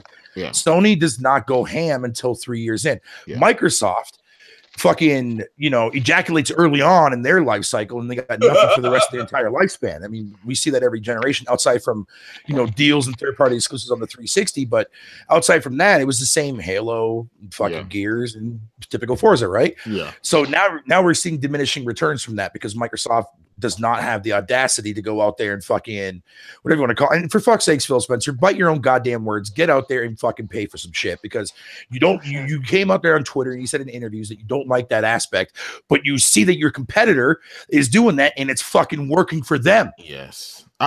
You can't be that dumb. You know what I mean? I never understood this, right? Yeah, it makes no sense. Here's the thing. If you see a company that's doing it the right way, just copy. That's all you have to do. Yeah, man. You have a lot of these Xbox guys saying, all Sony did this year was copy what Microsoft did last year, and it's like, okay, well, if they did that, it's working for them. That's another incentive for the idiots to go back to do it the way that they used to. That's what I've been saying for a long time. It just makes no sense. Microsoft divested. They didn't invest. They divested. They canceled games. They canceled studios. They closed them down, and they never replaced it with anything. That's how they ended up where they are now. So again, E3 is going to come.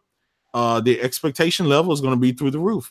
People feel like I'm going in there with low expectations, man. People feel like this is a make or break E3, but I've been telling them for years, there is nothing Microsoft can show you. They can come out and show you Gears 5, Halo 6, and a new Fable. Perfect Dark, maybe. You're not going to gain another user, right? Their base, all you're doing is satisfying the base, the stall 35 million. Yeah. You need to attract some of these Sony guys and these Nintendo guys that are going out month after month. They've already given up they've already given up faith already. They're not going to bother jumping on board now. It's too late. Yeah. The people that do own the console, at least they'll be happy with something that they finally are that they could be able to play. I mean, even though like those people are going to rub it in Sony's faces, but Sony's like, bro, we've been getting exclusives for the last 3 years alone. Yeah.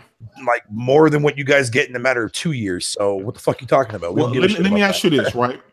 Let's say next generation is here.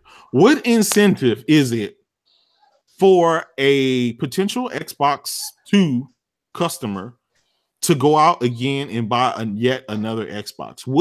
That's a good question. How does Microsoft go out this E3 and sell you on the future? How do they do that, right? Because so far they've tried with 3 systems. The first system didn't do it. The second one was supposed to fix what the first one didn't do, and that didn't work. The third one was supposed to fix what the second one didn't do, and that don't seem to be working. How can Microsoft sell you on yet a Xbox 2, another $500 to $600 console? You know, to be fair though, like, oh, go ahead, Greg. I'm sorry. No, I was just saying, for me, this is the last Xbox I'm buying. I mean, there's enough for me here. And I'm not dogging it. There's enough for me here. I mean, if they're going to literally do some game, you know, their first party IP, if it's all going to go to Game Pass, and it's going to give me the ability to do backwards compatibility. I mean, most of the games that I play do not have multiplayer. You know, when I had my 360, I didn't play a lot of the Call of Duties. I played Medal of Honor a few times. Of course, I played Wolfenstein. But for me, that's I'm fine.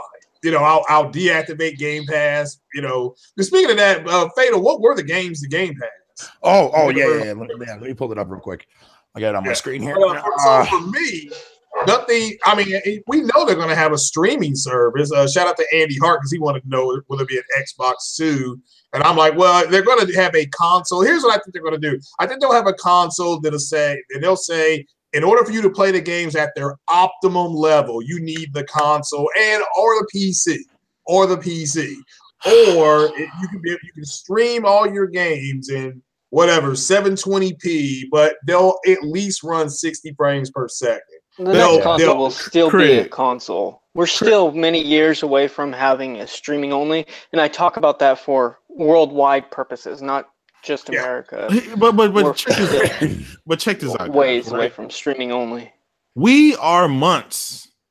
We are mere months away from when the X dropped. Right? It just dropped in November. Half a year. That's fine. That's 4 to 5 months ago, and yet we're talking about a next generation platform for them. I don't see them delivering a new or being anxious to release a new platform for many years to come. People who didn't go out and flock to the X, let alone go out and do another Xbox. I think they're going to ride it out with the X and see how many people, you know, can come on board. Is that supposed to be a compliment or an insult? No, it's supposed to be. No, sorry. Reality. Chat, sorry. Oh, okay. Okay. Yeah, it's supposed to be a reality. And that's the reality, right? They have to sell me on yet another console, and they haven't sold me on the X yet, even though I've bought plenty of them. They still haven't fulfilled what they promised. The promise. So let me ask you though, JW. I mean, like, because you bought the original Xbox, I'm assuming, right? The fat one, and then you bought the S. I bought all of them day one. Yeah. So let me and please do not take this from a negative standpoint. I'm just generally curious because I've heard a lot of people, because a lot of people have done what you did. Mm-hmm. A lot of people did, and it just kind of throws me for a loop. It's just like, when you know that Microsoft is like this, like at least with this generation, like failed so hard from like at least from the Xbox brand of things, it's just like, why invest so much money into 3 separate hardwares when you knew that you were only going to get exactly what you wanted to get? Well, because it was that promise of, we heard you. Phil Spencer said that. Remember, Phil Spencer. This is the we heard you console. So if you hear me, you know what I'm asking for. I'm asking for some great games that look good and play good. And this hardware. How long is that? Yeah, but here's the thing, though. How long is he's been saying that now for quite a while, for like at least a good couple of years before the X even dropped. That goes back to the question that I asked: will you be a 4-time loser or a 3-time loser? I mean, it's. Sometimes it takes 2-time loser for you to get the message, but obviously not. Most people bought three consoles within 4 years, might I add. 3 consoles within 4 years, and they're supposed to fix the big problem with Xbox. And somebody hasn't figured out the big problem with Xbox is the lack of quality content. And yes, that's pretty much it. It has never been the hardware. There's been more shit coming out for the game preview that I've enjoyed than I've seen Microsoft released pretty much basically. Well, even before I got the console, like last year, I didn't really have anything last year at all, except for Cuphead, which was fucking brilliant and amazing in its own right. But that's one game, and that's only a $20 game. Yeah. But look at my screen there, Craig. I pulled up the Game Pass games for this month. Only one game that's on this list right now doesn't come out until the 11th of April, though. But the other ones are I'm looking at it. So City Skylines, City Skylines Xbox One Edition. I already got that on PS4, so that's a no-go. Portal Knights, I already own that on the PS4. Hunter Call of the Wild, the best hunting game I've ever played in my life. So if you have Game Pass and you like hunting games, do not fucking skip it on this game. You'll thank me later. But I already have it on PS4, so that's another no-go. Late Shift, another one that I own on PS4, no-go. Cluster Truck, more like Cluster Fuck, don't give a fuck. Kingdom New Lands, I heard a lot of good things about the PC version. My good friend plays it all the time, and she loves that game, so I definitely downloaded that one. Sacred Citadel is a side-scrolling beat-em-up type kind of game that was in conjunction to Sacred 3, which is the worst Sacred game to ever come out in existence. But I really don't care. It's a 360 port, not touching it. This one right here, though, is the one I'm actually looking for to come out on the 11th. RoboCraft Infinity. I played the beta for it through the game preview. Fucking love it. Yeah. Absolutely love it. It's just straight up a blast to play by yourself or to play with your friends online. It's fucking awesome. So I'm definitely saying that. So this year alone is not too bad for this month. Yeah, I'll try City Skylines, but I still gotta play that game. Is Dead Rising 3 on it? Oh, still on Game Pass? Yeah, Dead Rising 3 is on Game Pass because that's how I still haven't played that yet. And that was a launch title. So I gotta play that one, and I'm gonna go to the store and try to buy Quantum Break. Because I guess that's not on Game Pass yet. So no, Quantum Break, though, I paid 30, almost $40 for that after tax. I love that game. Oh, I love Quantum Break. Yeah, I'll be getting into that. Yeah, I don't know how much it is. I'm going up to GameStop tomorrow, weather permitting. I may hoof it. That way going up to GameStop tomorrow. You traitor. I know. Well, pun intended. Pun intended. I know. Well, they've I didn't see the players, bitch. Yeah, I didn't see it at Best Buy because I would go to Best Buy to get it, but I didn't see Quantum Break there. So, but who the fuck said that? Yeah. Yeah. All right, now I need help. All right, so should I get the i5 or the Ryzen 1600? Because they both are looking like what i5 is it? Well, it's just the i5. I mean, what else is there? Yeah, well, like, is it? It depends on the generation. I mean, and what tier it is. Well, I just know what it's. Oh, I just know what is i5. Quad core i5. What's the first number on the model number?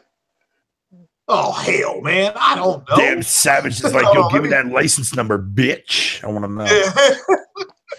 Let me look at it. Sorry. Yeah, I'm the wrong person to ask when it comes to that. I don't know shit about. I was just saying I would recommend Ryzen.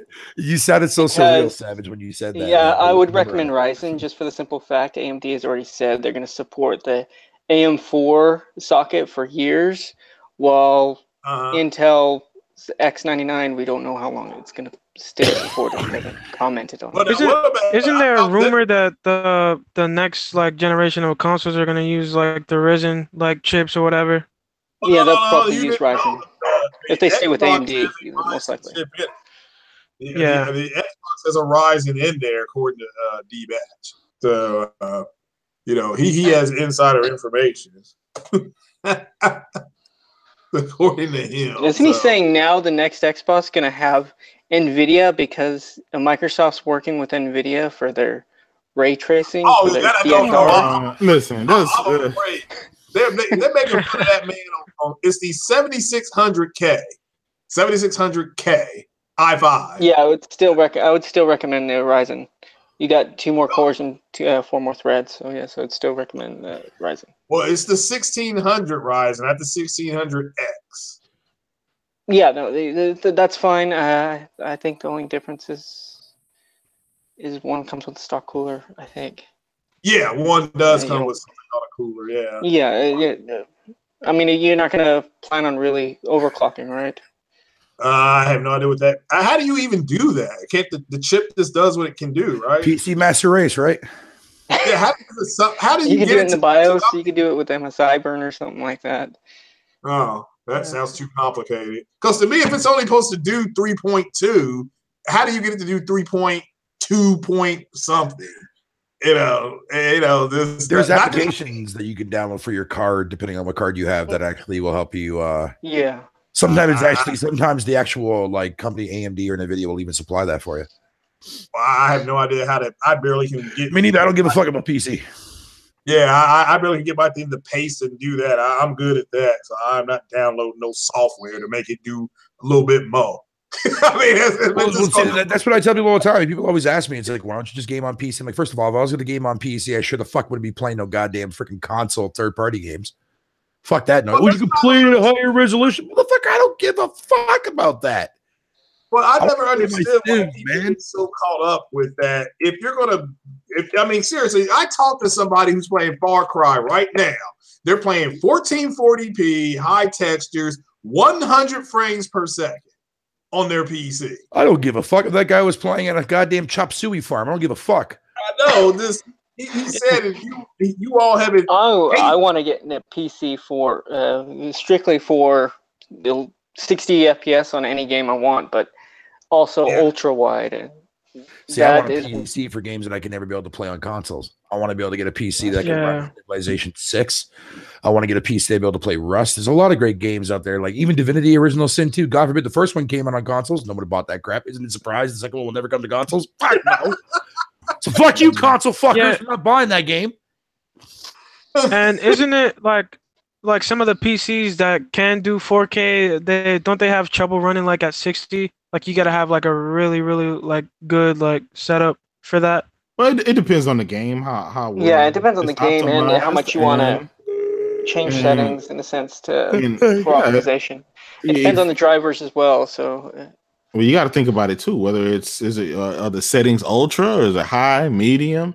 All of these things on the PC side play. Just because a game run at 4K 60 on the X, let's just say for a chance, if they have a game 4K 60, that necessarily doesn't mean that you're going to be able to get ultra settings or even high settings. Well, see, that's also another point of fact. I mean, look at Forza Motorsport 7 for the Xbox One X. It's using a dynamic scaler for the graphics settings, apparently. But it's not just that. On PC, the anti-aliasing that's only available on the game itself is MSAA. And even MSAA 2, where the console is using an EQAA, 4 times Chronopass, and 2 times Analyze over that. So it's a 4.2. Is even less demanding than a 2 MSAA. And they were one of the other things is like the reflections is run at half frame rate and stuff like that. They really customize it for the console.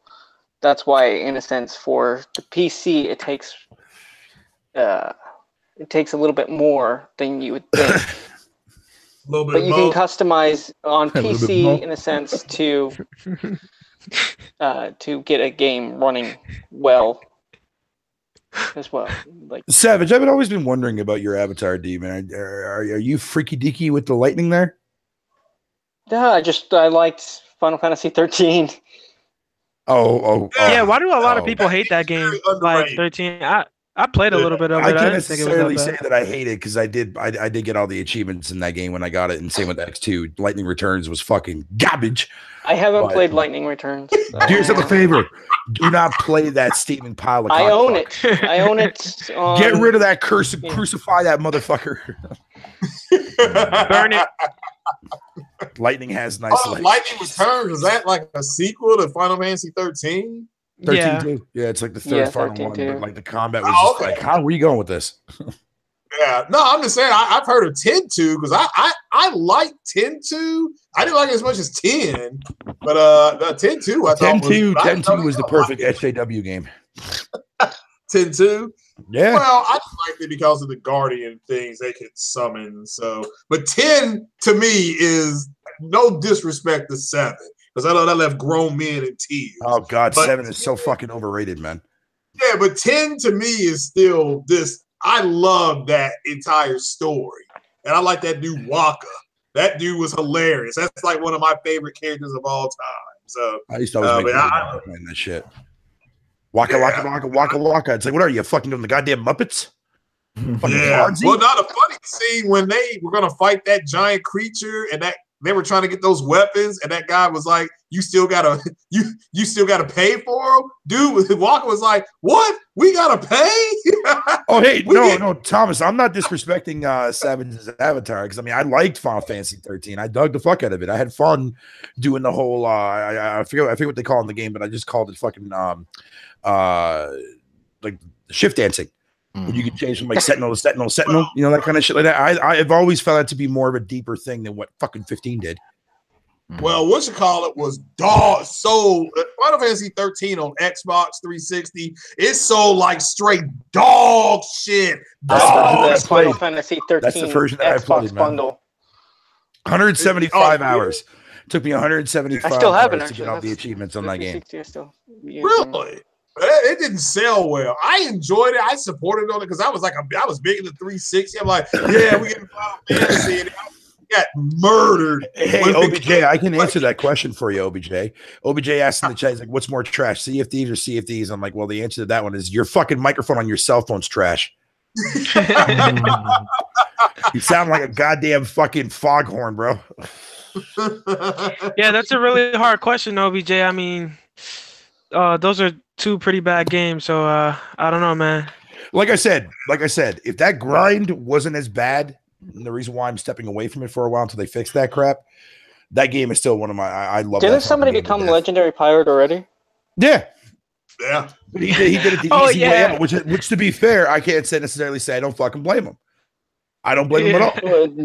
Does it change anything? I don't know. No, it doesn't do shit. Heard about it doesn't do shit. It does hell not do no. shit. Yeah, I was under the impression. Bro, I heard you get just more cosmetics. No. Here's the thing. Rare said, blatant video interviews, mind you, stated that when you do become Pirate Legend, you'll get access to a brand new fucking legendary ship that looks different compared to the one that you have, whether it be the Gallows or the Sloop, right? You start off in that fucking hideout every time you log in, as long as you're host. Fucking, you have access to legendary quests that are different to the other three factions, so technically making it 4 fucking factions. Blah, blah, blah, blah, blah, blah. So then when I heard about this guy who fucking literally had like half of his fucking viewership, give him all this crap, and he made it there to the top, and then Rare basically lied about what they said, that kind of rubbed me the wrong way. But I still wanted to get there though, just so I can sit there and see it for myself, see what it's like for myself. So it seems like another game that's been compared to, right?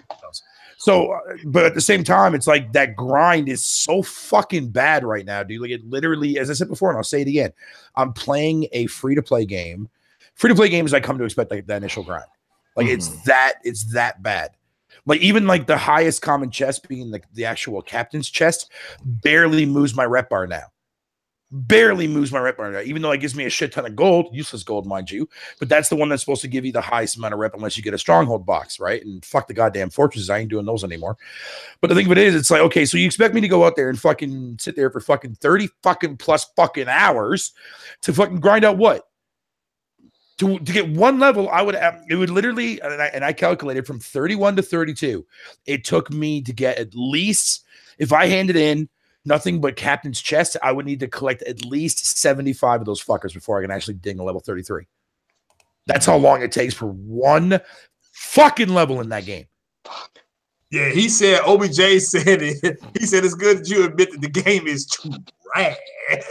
Hey, I'm not calling it trash. I'm disappointed in the grind. That's what I'm disappointed in. Like I said, I don't mind grinds, dude, but when you have the grind to sit there and you have to get out. Okay, let me just put this to you in a nutshell, right?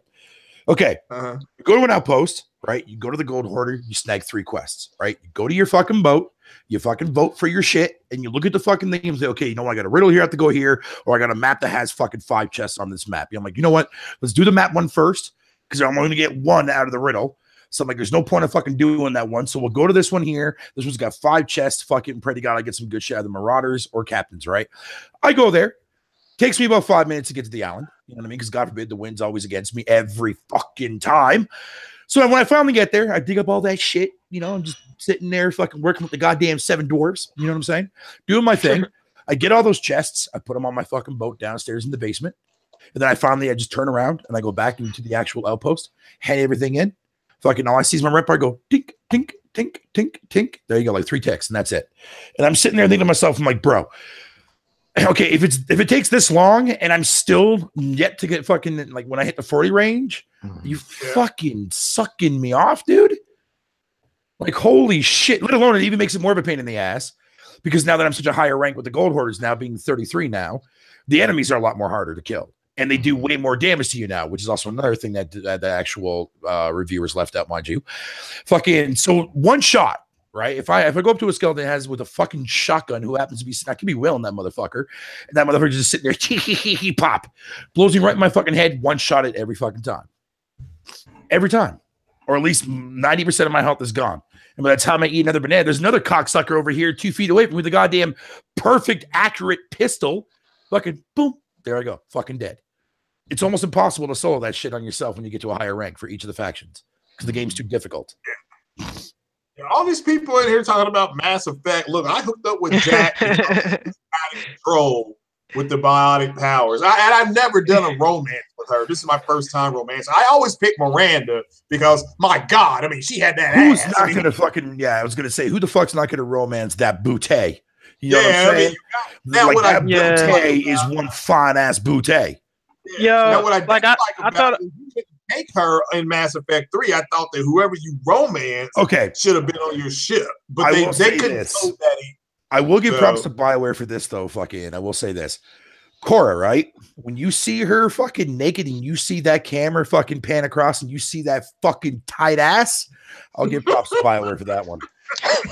Yeah, I thought I was the only one that fucked Jack. I was kind of ashamed about that, but that is a nice fucking ass. I'm just gonna throw that out there. Yeah, Miranda's face. I still haven't yet to finish Andromeda. Well, I beat it twice. I'm on my 3rd playthrough with the girl, and I'm romancing Suvi because she's only. I love Mass Effect 1 through 3. Take care of my Suvi. Don't fuck her over. I've gotten all the achievements, platinums too, I think, on the first trilogy, and Andromeda, I can't even finish it. It's just. I think every time I go to play it, I'm comparing it to the trilogy, and it's just let me down. No, see, that's your problem. That's your problem right there, Savage Man, because you were expecting a lot from what the trilogy gave to you. You remember, the trilogy in and of itself is a masterpiece in its own right. I'm glad Andromeda doesn't take that same route. I'm glad Andromeda did something different. I'm glad that it didn't play out the strengths of the trilogy, and I'm so thankful for that, because I'm tired of a series, right?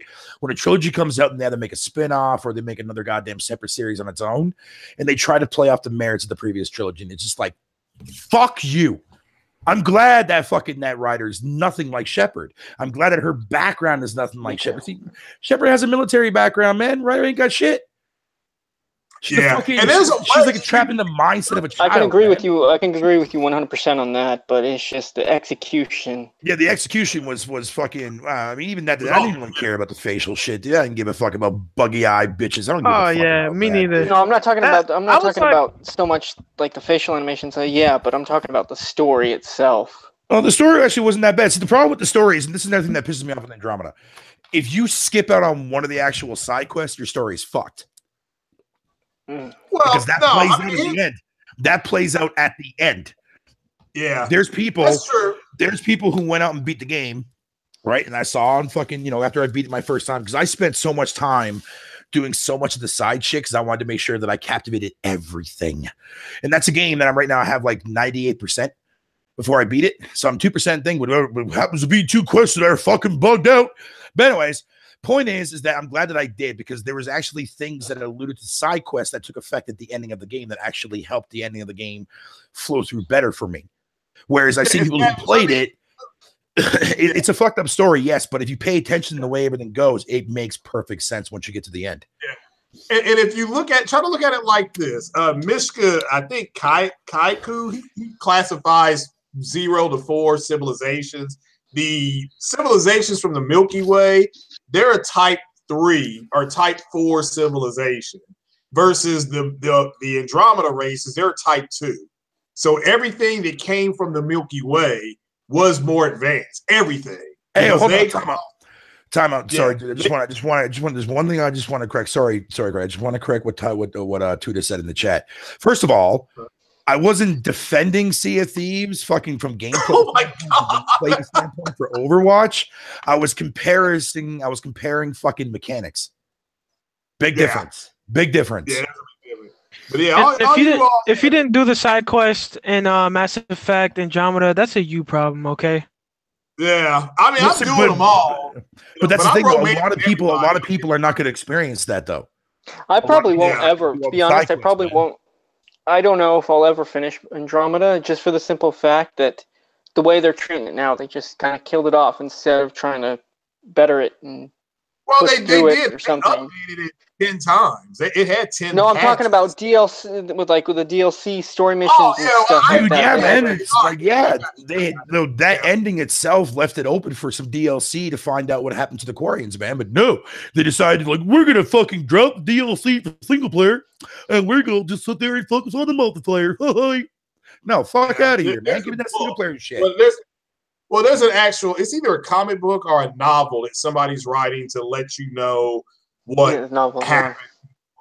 Then at that point, they're taking the Halo road because you have to fucking read the goddamn Halo novels in order to understand the shit that goes on in between each fucking installment.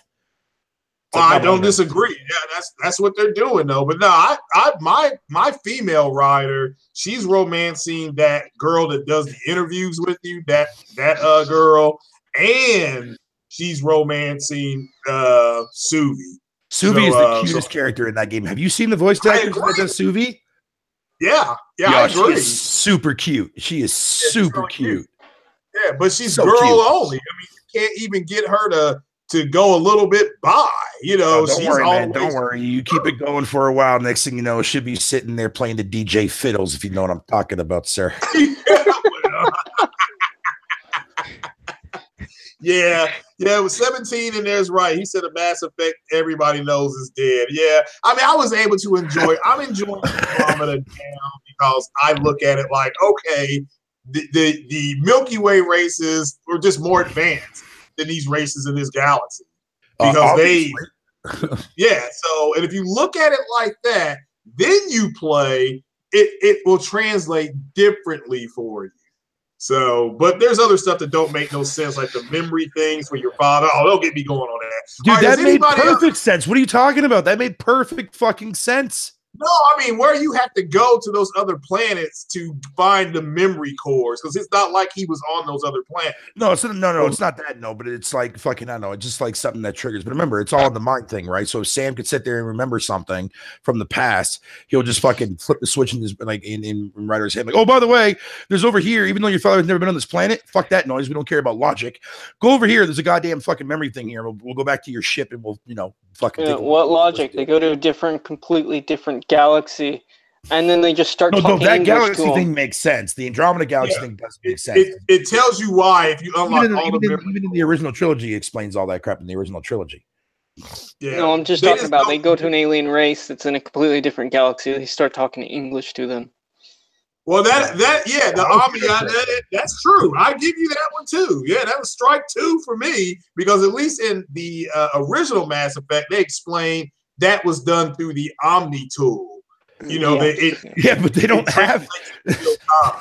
So the thing is, this is a race that they've never seen or new species. It's a brand new species. So there's no actual formative information on the Omni tool in and of itself. So they have no idea what language it speaks, whatever the case may be. Hell, even when you go to that main city that you always end up going back to there, I forget on the other thing, what the fuck it's called, whatever the fucking case may be. In that little museum part, they talk about all the races, but the one that's not there is the one that you're actually fighting against. Because nobody knows who the fuck they are, where the fuck they came from. That could have been potential DLC, but now you want to focus on multiplayer. Fuck it. Well, I don't disagree. There were several loopholes and gaps. Yeah, it was it is what it is. Like I said, it on the Pro, it's 4K. It's true 4K on the Pro. So I mean, I like your troll post though on Twitter, Craig, when you would sit there and post a picture of you playing Andromeda. You're like, I forget what you would say. You would say something just to piss off the Xbox fan. Which meanwhile, I would sit there and look at that post. I'm like, you're a fucking idiot. That's